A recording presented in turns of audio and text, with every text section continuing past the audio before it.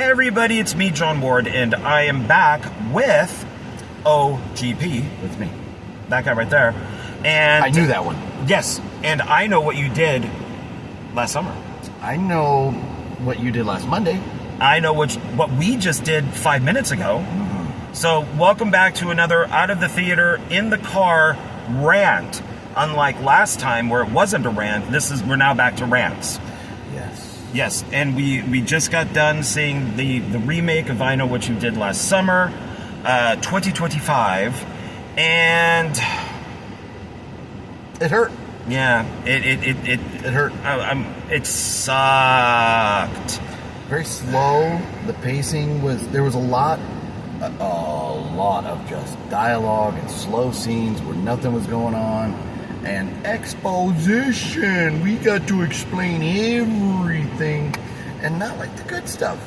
The stuff that we wanted kind of explained, or maybe for a younger cast that isn't familiar with the older movies, that stuff was explained briefly. There was little bits and little nuggets of it, but we get all this other story of their lives and all this that we did. We could have gotten it done a little quicker. I understand we need some of that stuff so we identify with these characters and kind of root or figure out who to root for. But it went on for a long time, man. Yeah, the film's almost 2 hours, and it feels like it. And I only liked two things in it. I'll say this because this will be spoiler free. But I liked Freddie Prinze Jr. I thought had a kind of a Brad Pitt feel with him, with his voice and how he looks now. So I liked him in it. And there is a cameo that I did enjoy until a turnaround, and then it just looked bad. But there are a couple cameos in this, and I hated it from the second it began. I really did not like it at all. Well, here's the problem with this franchise, and they've done this with Part 3. So many things from its predecessors are brought back as fanfare, and we don't need all of that stuff. They might as well have taken the opening credit scene from the first movie and just put it here. It was the same shot with a different song. And this song sucked. The first I Know What You Did Last Summer, that opening scene kind of has a Lost Boys vibe with that song. It's great.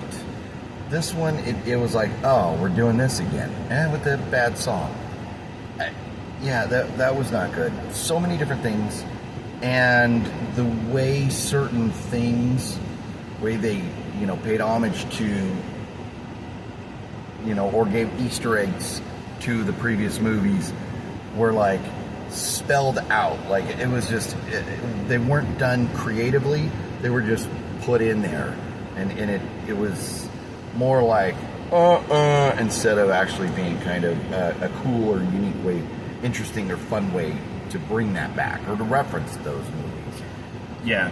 Well, there's really no interesting or cool way that they did anything in this. This one has a female director on it, so I don't know if that has anything to do with it. When it wants to be the original I Know What You Did Last Summer with the fishermen, they do. They get into some good camera angles, just like they did in the original movies. There was barely any of that. Everything was a straightforward, boring shot. Static, dull. The editing was boring. The music is boring. The soundtrack is boring. It's the teenage, or I guess they're supposed to be, well, like 20-something maybe, somewhere in there. Actors were not very good. I did not recognize any of them.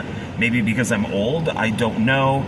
But we recognized everybody from I Know What You Did Last Summer, from TV shows and stuff like that, so that's what made it fun. And then there was just, I don't know, it was just, you know what this reminded me of? Freaking Sorority Row. And I'm not going to ruin anything for anybody, but when we're off this, I'll tell you why. But this was, if you were to watch the remake of The House of Sorority Row, which is a great movie, and then go watch this, you'd be like, my God, I'm watching almost the same movie. This is just not interesting. And I was really waiting, and they almost fucking did it with, I was waiting for one of them to mention the patriarchy. But instead, they mention men going to seek therapy. Yeah. Of course, it's not a woman who seeks therapy, it's a man. Yeah. So the movie does check off some boxes. Oh no, all the boxes that are required of Hollywood films were checked. Like it or not, we're not fans of that. But the problem is, when you are more concerned with checking these boxes than just telling a good story, you lose the story and you lose the audience.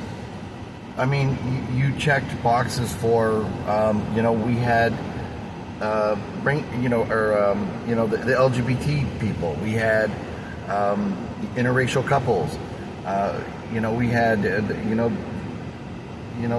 multiple times of LGBT stuff. And then, at the end, we had the man bashing. If men could just go to therapy, maybe none of this would have happened. Really? Yeah. Really? If this was my video, I would. But we're on John's channel, so I'm keeping it.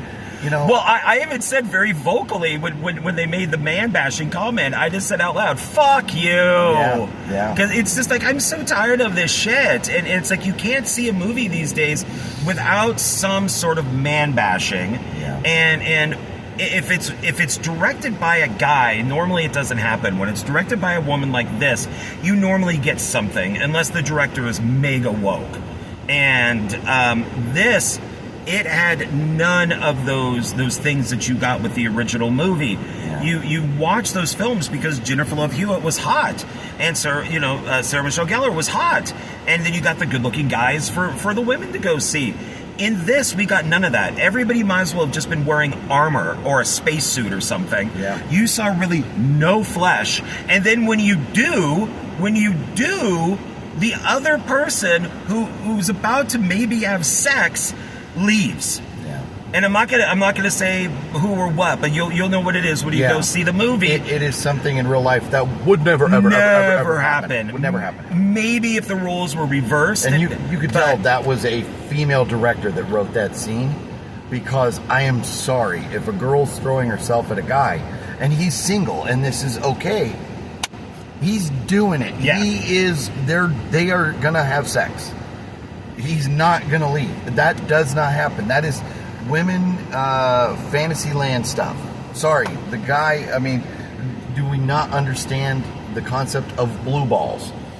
That there is a physical reaction where guys feel ill when they get that close to having sex and then don't.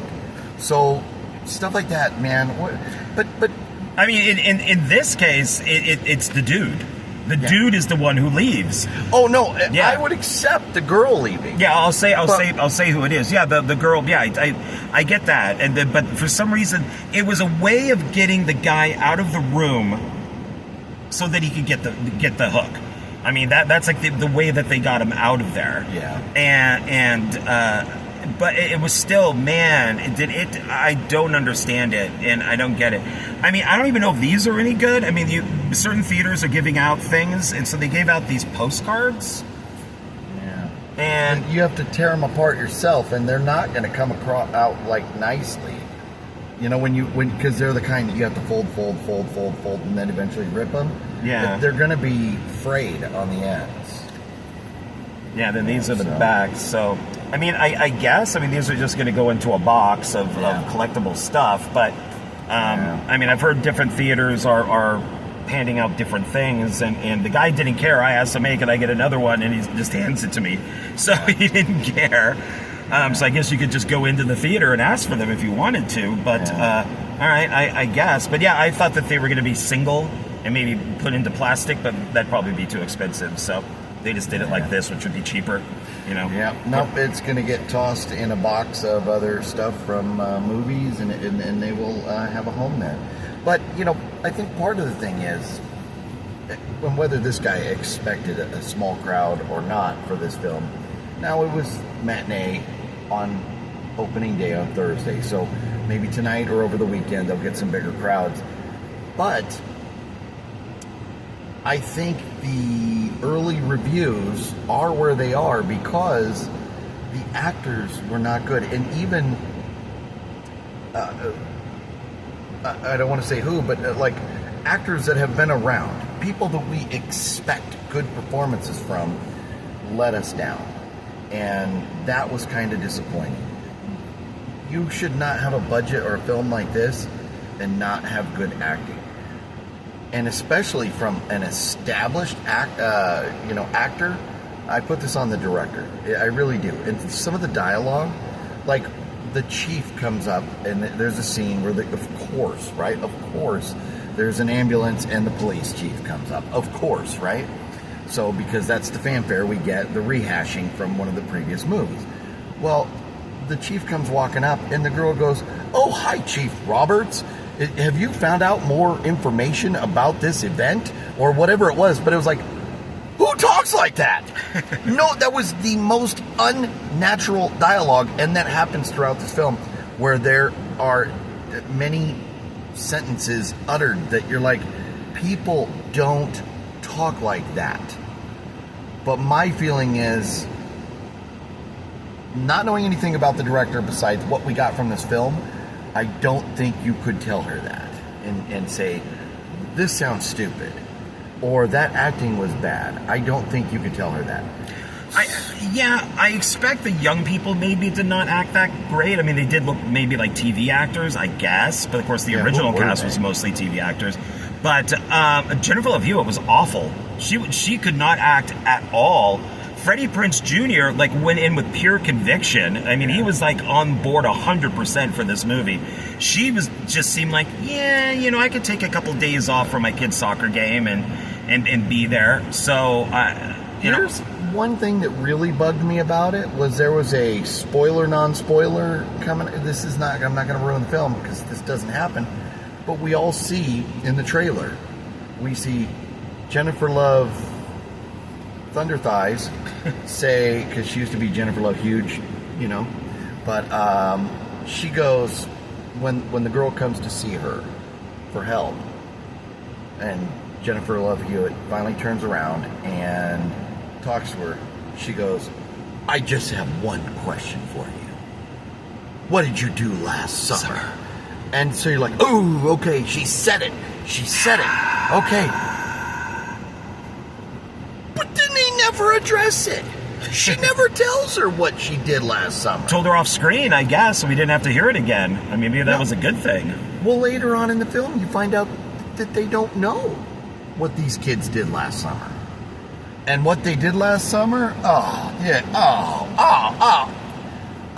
was such a letdown. Well, now, what are the scores? So what, saying that. So, because it's so early, Rotten Tomatoes doesn't have the fan score, they just have their expert score. I'll give you, why don't you I don't know yet. I told him don't tell me. Just a guess where you think the experts are on this. Are the experts on the critic side or the fan side? Well, the fans, you have fans and you have experts. So the experts are more on the critic side. Well, the critics, yeah. I'm saying that if you're looking at the screen, right, they're on the left-hand side? Yeah, the experts are the experts are on the left, the fans are on the right. Okay, so I think, because normally the ones on the left, then I'm saying this is getting an 80%. I have said many times on Horror Movie Monday that the higher the Rotten Tomato score is, the less credible it is. The lower it is, the more credible it is. From the experts. The experts have this at a 38. Wow, I was way off. 38. That tells you something. If it's that low, it tells you it is not a good movie. So it's not, we're just not going, oh, men bashing or oh, woke, or it's a terrible movie. It is really so boring. Philip fell asleep. I had to go get a Monster to make it through. I dozed a couple times and then I woke up when I could hear like a firework or something. And it is so dull. There is, if you're planning on seeing this, you might as well stay. There is like a mid-credit scene. Yeah. There's nothing at the very end, but there is a mid-credit scene. But it's just not now. Yeah. CGI. There was an issue with one actor who they did some CGI to, not good, and these fireworks, because it's the 4th of July, right? I hate the 4th of July, man. What? Anyways, they do stuff on the 4th of July that you're like, why would this happen on the 4th of July? Why would it? But the fireworks were terrible. Yeah. I could have done better fireworks. I've seen... These look better. I have seen better angry Asian murder hornets than these fireworks. No, wow. I haven't. No, wow. I haven't. Wow. I haven't. Wow. They're around me. They're around me. Well, and the one thing that I hated in this, and I think you and I laughed once, the humor in this is awful. One awful thing, so seeing Freddie Prinze Jr., even seeing...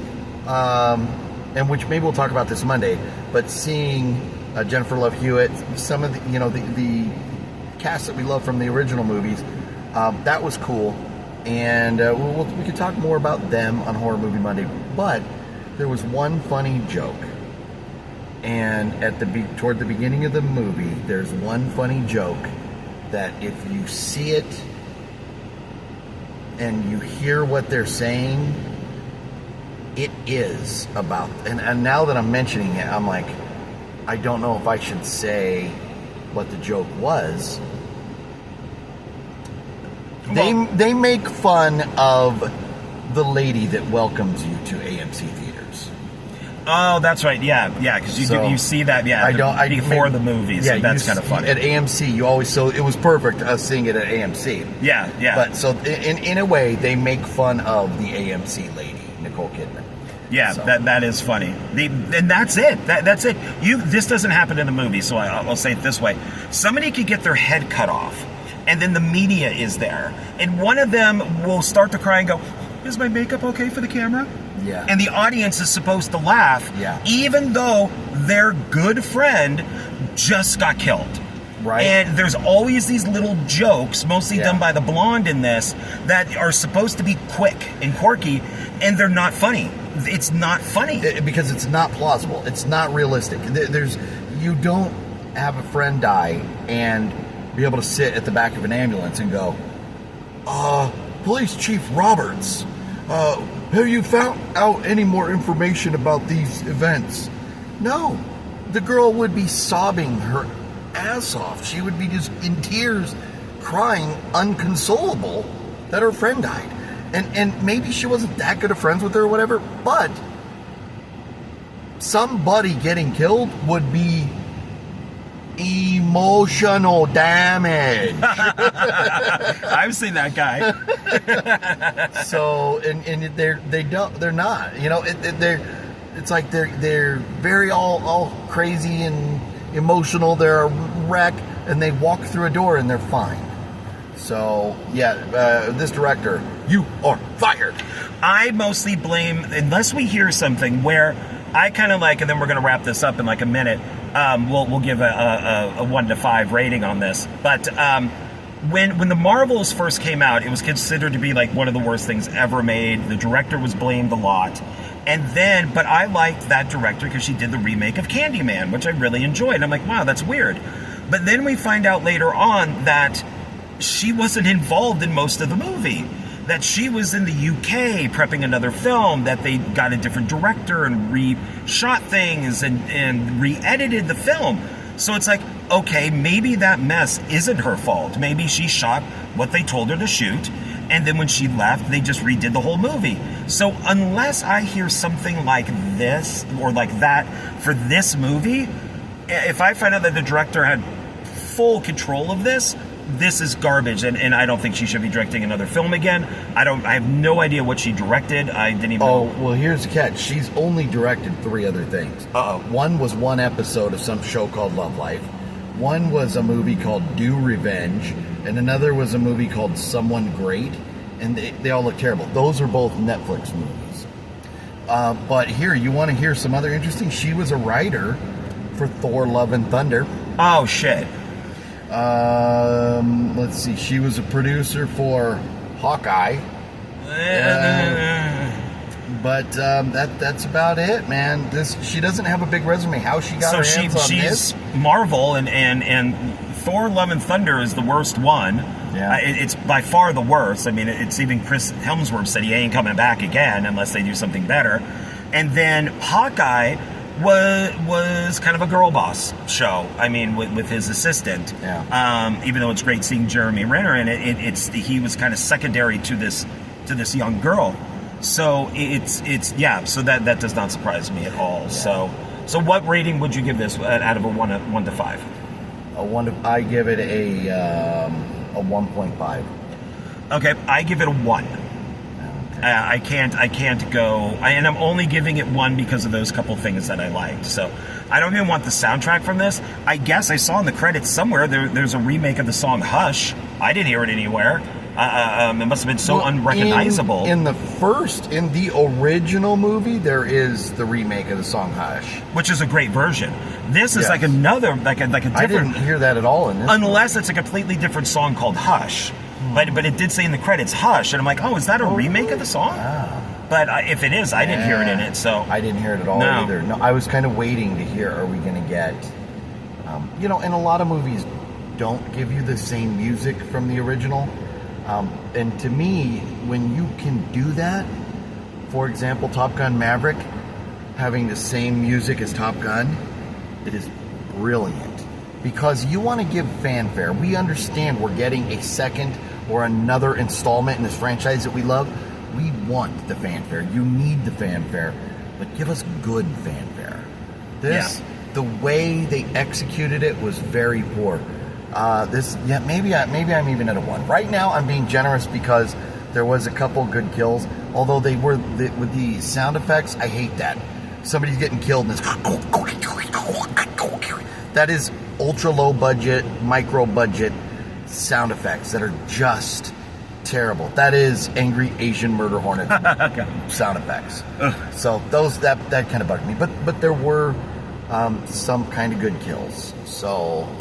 And at the beginning of the movie, when things are kind of setting up the rest of the movie, there's like a little twisty twist thing that happened that kind of got me.